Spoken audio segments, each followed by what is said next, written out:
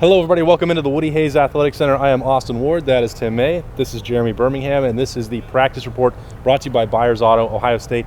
The new #1 team in the country getting ready for Maryland on Saturday at noon in the Horseshoe. And everybody kind of warned us yesterday during Ryan Day's press conference that the Buckeyes would not care at all about the CFP rankings, but when you become #1, you're still going to get more questions about it. But Jordan Fuller, several captains out here tonight, they still say they don't care. You buy that, Tim? Well, as I said, when like Justin Fields said, he didn't care if they were even 25th. Or so I go, wait a minute, you wouldn't care if you were 25th after the season you put in. What everybody's talking about. He goes, no, but he's basically, as he's leaving the room yesterday, he said, no, if we go undefeated, everything will take care of itself. And he's absolutely right about that. And a couple other guys had the same line. I had the same line back to him. I mean, I think there's a source of pride. That's why I asked Ryan Day about it yesterday, about the source of pride of being highly ranked at this point. You've put yourself. All it is an indication you've put yourself in position to go for the big prize. Now go for it. And that's kind of the message to his team. What's kind of weird about it is it obviously doesn't matter. Right. And I think if Ohio State finishes anywhere in the top 4, it doesn't really change anything. You're going to play a good team in the semifinal. And in most cases, you're probably going to go to Phoenix no matter what, especially if they're 1 or 2. But a couple guys did say they watched there. Munford said that he paid attention to it. Jordan Fuller, obviously, you can't avoid it on social media. It's just Berm, I think, another example that the distractions are going to come for this team. Yeah. The Heisman hype, Ryan Day had to deal with it last month with the Redskins job. Like, when you win at this level, the spotlight gets brighter and brighter. And it's already bright at Ohio State, but they're going to have to deal with some of this stuff, especially in this next 2 weeks where, quite frankly, the opponent's not going to get their attention that much. We've talked for the last year about how Ryan Day has successfully navigated every single obstacle in every test that he's faced. He's passed with flying colors, right? And now it's a new test. Like, I mean, this is the way it works. I mean, Nick Saban, who certainly don't want to invoke his name too much here, but the fact is Saban has become a master of not letting his teams buy into the rat poison, as he calls it. And this is Ryan Day's next test. I mean, it's to see how do you get a team that has had a reason all year long to play super motivated and super pissed off and have this chip on your shoulder. How do you get them to maintain that chip on their shoulder and maintain that edge when you're now the hunted and not the hunter? And I think that for Ohio State, it's just one of those situations where Ryan Day has to know exactly which buttons to push. And to this point in his brief career, he's done every single thing correct. There's no reason to think that he wouldn't be able to handle this. And the first step is getting these guys to understand what they've all said, which is it doesn't matter. This is the 150th year of college football. Rat poison is 150 years old. I mean, whenever I thought Nick Saban invented it. Whenever things are going extremely well for a team, people are going to be patting them on the back, and because they are playing extremely well. Right. Better, according to the College Football Playoff Committee, better than any other team in the country at this moment. Mm-hmm. Now, every week's a new referendum, and it's really funny how they said that now these week's rankings have nothing to do with next week's rankings.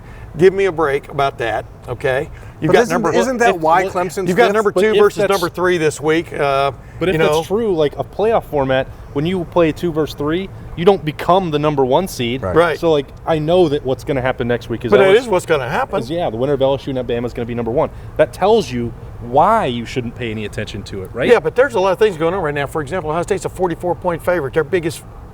They're the biggest favorite of this week of any college football game out there that they're putting lines on. The reason is Las Vegas, obviously, or whomever's doing the lines, is tired of losing money on Ohio State, which is 7-1 versus the spread this year, as you pointed out earlier this week. Yeah, there's a lot of rat poison floating around. The bottom line is, Ohio State, SEC team, a Big 12 team, which isn't going to happen this year. Well, it could. Baylor's still out there. You go undefeated, you're going to probably make the playoff. Clemson goes undefeated, it's probably going to make the playoff. Yeah. And so that's the rat poison. Not probably. Yeah, definitely. You understand what I'm saying? Yeah. They're going, you take care of business, you're in. The problem is when the rat poison causes a little hiccup that gives the committee something to think about, like, was Ohio State eating the rat poison when it played at Purdue last year? I didn't see it. We were all reminding them of what happened at Iowa the year before. Sometimes you lose. Yeah. And you have to come to play every single week in college football, even if you are a 44-point favorite. So I think it's interesting. You just add this into it. Another thing that a team, like sometimes Urban Meyer would talk about it, say, here's the situation. You talk about it for 5 minutes and you don't bring it up again. I don't think Ryan Day didn't have any interest in doing that yesterday. A couple of these guys said they didn't even bring it up at practice today. So that tells you how little they're using that to get ready for Maryland. So as they do that, Tim, is there any possible way that this could be a closer game on Saturday than maybe these experts think? Because I look at it and the way Ohio State's playing and getting healthier off the bye week, even if not everyone is going to be back, I just don't see how Maryland can make this a game. But of course, I thought that last year in College Park. A longtime buddy of mine, Bruce Martin, and I went to the Virginia Tech at Notre Dame game this past weekend because of the off weekend. By the way, it was very cold over there. It was very windy. It was very unpleasant for the most part sitting in the stands, but I did enjoy it, and it was a hell of a game. You know, Notre Dame was a 17.5-point favorite going into that game, had 3 huge turnovers, which flipped it, including one which was taken back 98 yards for a touchdown. Strange stuff happens. You understand what I'm saying in college football? Not that necessarily is going to. I'm not necessarily saying Ohio State's in jeopardy of a loss this week, but there are all kinds of forces that can conspire, including a little nibble of rat poison, which can make a game closer than you think. But you know, how badly should they win this game? I don't know. That's what's nuts, man. Yeah. Like the expectations. We're talking about 6.5 Ohio State touchdowns, could right? go out and win this game 49-7. Right. And that won't cover Vegas's number. Yeah. Like obviously the expectations are so ridiculous, but turn the ball over, play sloppy, somebody gets hurt, all of a sudden you got a game. The Buckeyes have played extremely clean football all year. Justin Fields has shown an ability to get the most out of pretty much any play that he's been put on the field to take part in. The defense is as good as anybody in the country. What does it take to make it a closer game? I don't know. I mean, what do we mean? Like, here's the thing. What does it take to make this game a 31-23 final? Right. Ohio State has nothing. A lot of things. A lot of terrible things. Ohio State has nothing to really gain from this game, but has a lot to lose. That's it's the no matter what they say, the eye test is what matters now. As long as you win, then it's the eye test. But like you just said, just being in the top 4 at the end of the year is what matters. Right.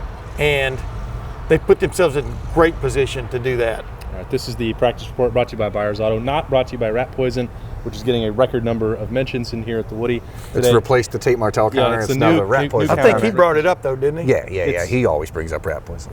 It's one of my favorite things to talk about. Berm, when we look at the injury report here in this situation, I've been getting this question a lot. Like, should Ohio State rest guys against Rutgers? Will they have that opportunity in the second half against Maryland? They probably will. Obviously, Ryan Day is saying they have to prepare to win the game and have to prepare to play 4 quarters. It's looking at this point like Jonathan Cooper, that high ankle sprain, is probably going to keep him out again. I think it's sort of that same situation for him. You feel bad as a senior and a captain. He put so much into being ready for this year, and it was like, okay, you're going to miss the first 4 or 5 games. Get ready for Nebraska. You'll be ready to go. Like, pointing towards that big one. And now it's like, okay, Maryland and Rutgers, you're probably going to miss a couple, maybe going to miss a game or 2 here to get ready for Penn State. It's like it's been a constant battle for him. Well, obviously he already missed Wisconsin, so that one is stuck in his craw a little bit.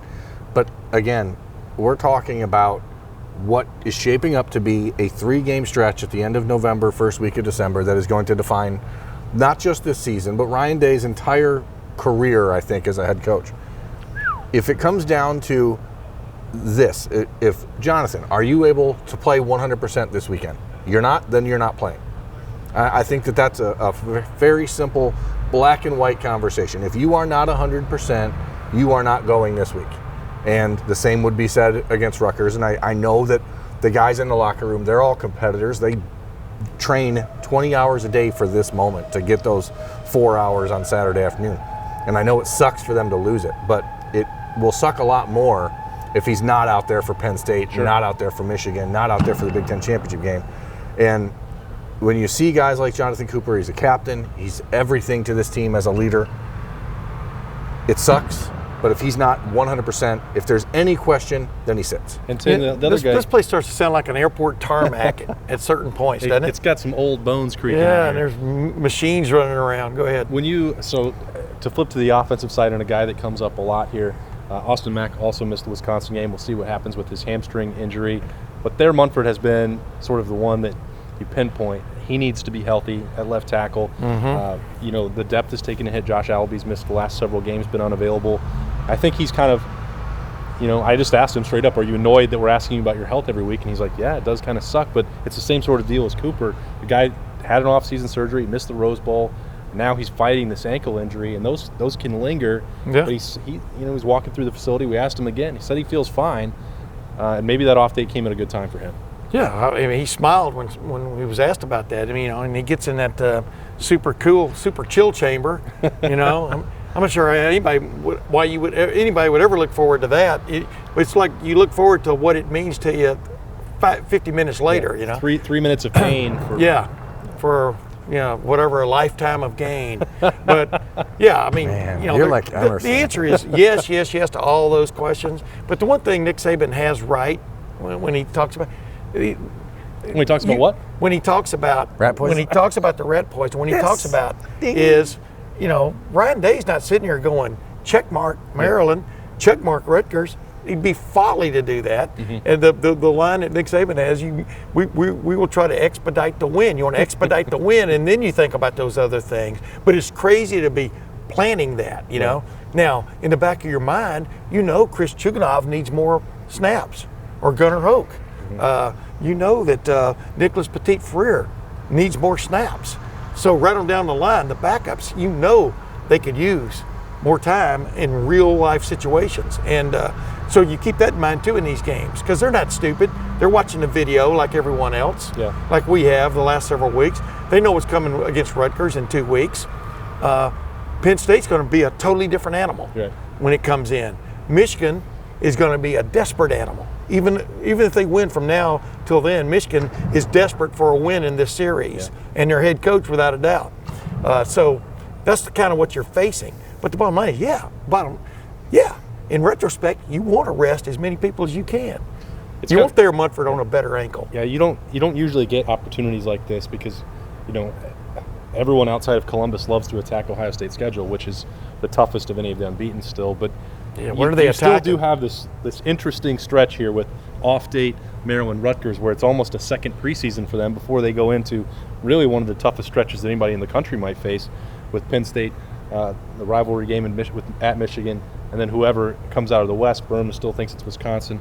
I think that maybe we'll have a better idea after Minnesota plays Penn State on Saturday if that's actually something that could happen. But it's pretty fascinating to watch how this team is managing this stretch. So I tell you, the key game there is this weekend. I mean, if Minnesota beats Penn State, proves it's for real. You're looking at because I'm telling you, the last several weeks, I mean, they've kind of gotten better against the same kind of competition a lot of other teams have this year. And definitely they're playing much better offense than they were 5 weeks ago. Yeah. You can only win the game that's on the schedule, right? And you're defensively they're playing well. I mean, I think they've grown into Tanner Morgan. I mean, they're on their backup quarterback, from the get-go. Mm-hmm. So I think that's I keep thinking back to Penn State and Pitt. And that's a long time ago, and that team has come a long ways. I'm talking about Penn State has from that game, but I'm not sure how good Penn State is. It did beat Michigan. Yeah. It hung on to beat Michigan at home, but it beat Michigan for a quarter and a half, and then hung on for dear life. Yeah, I'm curious. They made one big play offensively in the second half that sealed it, but I'm just curious, how good is Penn State? Yeah, Fox seems to believe that Penn State is for real because they've put that number 4 team, their matchup in the Horseshoe in 2 weeks. That game is already at noon. Yeah. That was one of the biggest things to come out of today at the Woody Hayes Center, is that, so what the schedule is going to be. Noon, baby. Those are great games. Of the season.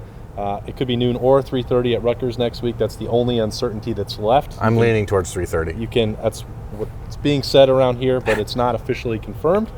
Berm obviously has his ear to the ground. It's confirmed, but it's not confirmed. Confirmed, but not confirmed. Prepare for 3:30. So it's a stretch here now where Ohio State knows what's in front of it. On Saturday, though, at noon, you guys mentioned the spread. What are those score predictions for you guys? I've been saying 41 forever. I'm gonna bump that up to 51-7. 51-7. I was going to say 52-7, but I'm not, because I don't want to piggyback.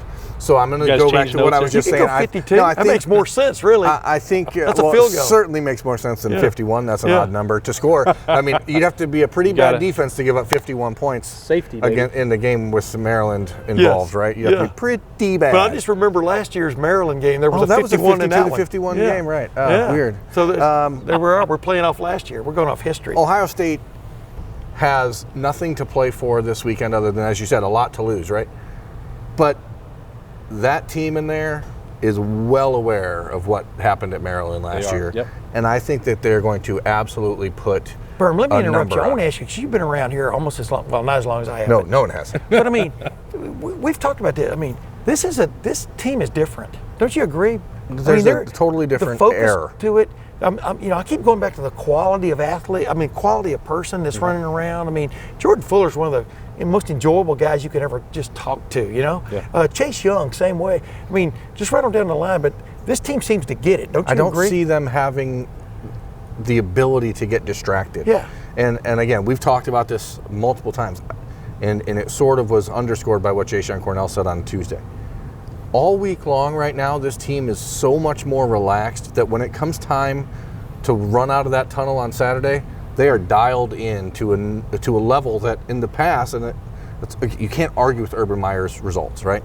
But it certainly was sort of flip-flopped. I think there was a lot of tension throughout the week and a lot of everybody walking on eggshells. And then what happened on game day is that was their chance to take a deep breath and exhale. And I think occasionally that got them in trouble. Yeah. I just don't see that on this team. You know what's funny is, but sometimes, like, you're doing something one way, and somebody comes along and shows you can do it a different way, and it is a sort of a reset for everybody involved. And I think, like you just said, Urban Meyer's one of the great coaches in college football history. Ryan Day is doing things a little differently, and it clearly has created a situation in the locker room where guys enjoy being around each other. Like they said, there's more joviality, if in fact that is even, or is that a word? Sure, why not? It is today. But that doesn't discount what happened 3 years ago. Absolutely not. Sometimes Woody was different from Earl Bruce, Sometimes what you need is a fresh perspective, right, and a new way of doing it. And it was probably a good time for Ohio State to do that, and it's working right now. You can't really argue with it. Give me 63-10. That's why they're going to win 63-3, Berm, on Saturday. Ooh. That's the prediction here. Well, see, I'm going by the Boston Ward thing. That in fact, the Dogs are going to be. I mean, they're going to change. That's why I think Maryland's going to score 10 points. I think Maryland's going to score 10 points on the second half defense.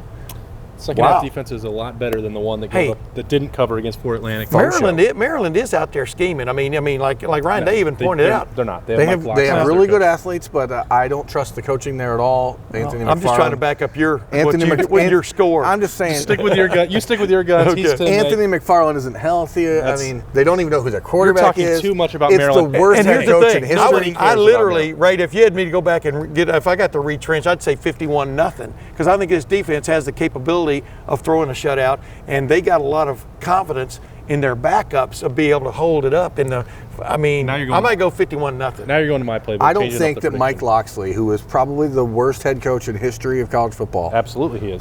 There's not even a second place. He's a great recruiter. He's an excellent offensive mind and did a good job at Alabama. No, but wrong. His record as a head coach is as bad as anybody in history. And I just don't think that there's any way that team is going to be more prepared than Ohio State on Saturday. I was covering the Mountain West when he was at New Mexico. He is the worst head coach in college football history. There's no doubt in my mind about that. And he's going to, unfortunately, be on the wrong end of it on Saturday. I hope that after the game on Saturday, you go cover the Maryland postgame presser. There's been a lot of hello, Mike. Really, really bad head coaches. Who's the worst head coach in college football? All right, history? This show has gone on too far. This is a practice report There were some guys at Northwestern back when I first started covering the team. That even Denny Green. This is going to be on the podcast next week, the Tim May podcast, talking about the worst college football coaches. Denny Green was pretty good. Just because he gets another look at Mike Locksley on Saturday in the Horseshoe. That's Tim May. That's Jeremy Birmingham. I am Austin Ward, and I have lost control of the practice report, brought to you by Byers Auto. We'll see you next week. Thanks for watching. Subscribe below to get the latest videos from Lettermen Row. We got Lettermen Live, we've got the practice report, we got rapid reaction. Hey, and we got Buck IQ with Zach Bourne. For sure. We got recruiting breakdowns with Berm. We got whatever you need. Ohio State football and Ohio State athletics, we've got you covered here at Lettermen Row.